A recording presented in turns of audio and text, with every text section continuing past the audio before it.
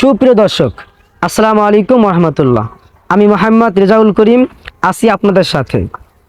আপনারা যে যেখানে আছেন সেখানেই বসে পড়ুন, চা খেলে নিজ দায়িত্বে ঢেলে খান, কারণ ঢেলে দেওয়ার মতো লোক নেই। আজ আমি আপনাদের সাথে পরিচয় করিয়ে দেব দুজন মানুষের সাথে।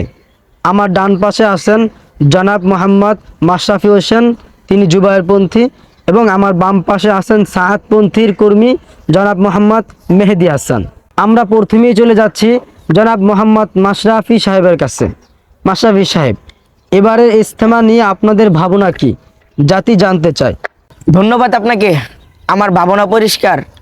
এবারের ইজতেমায় আমরা কোনো প্রকার মারামারি হানাহানি চাই না। আমরা শান্তিপূর্ণভাবে ইজতেমা সম্পূর্ণ করতে চাই। কি মনে করেছেন আপনারা আমাদের বাদ দিয়ে ইজতেমা করবেন? আমরা সেটা মেনে নেব না। আর ইজতেমা আমাদের অধিকার। নো মেহেদি সাহেব, আমরা এখনো আপনার কাছে আসিনি। অনুমতি দেওয়ার আগে প্লিজ মাঝখানে কথা বলা যাবে না। আচ্ছা, যেহেতু অধিকারের প্রসঙ্গেই কথা এলো, তাহলে বলেন তো ইজতেমা শুধুমাত্র আপনাদের অধিকার কিভাবে হলো? দেখেন সাংবাদিক সাহেব, আমি উত্তেজিত হয়ে কথাটি বলে ফেলেছি, কিন্তু ইজতেমা প্রত্যেক মুসলমানদের অধিকার। আমরা সবাই মিলেমিশে ইজতেমা করতে চাই, কিন্তু আপনারা তা করতে দেন না। প্রতি বছর আপনারা বিশৃঙ্খলা সৃষ্টি করেন। কি আমরা বিশৃঙ্খলা করি? তাহলে আপনারা কি করেন? আমরা সব সময় পরিস্থিতি শান্ত রাখতে চাই। আপনারাই মারামারি লাগান। আপনারা লাগান মিয়া। ও নো, প্লিজ আপনার শান্ত হন। কি শান্ত হব? দেখছেন না কিভাবে অপবাদ দিচ্ছে? অপবাদের কি আছে? যা সত্যি তাই বলেছি, নয়তো গায়ে লাগতো না।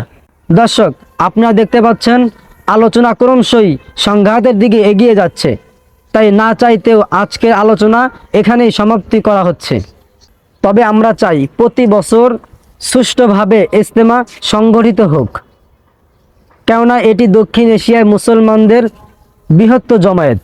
তাই আমাদের মধ্যে হাঙ্গা দাঙ্গামায় লাভ কেবল মাত্র বিধর্মীদের।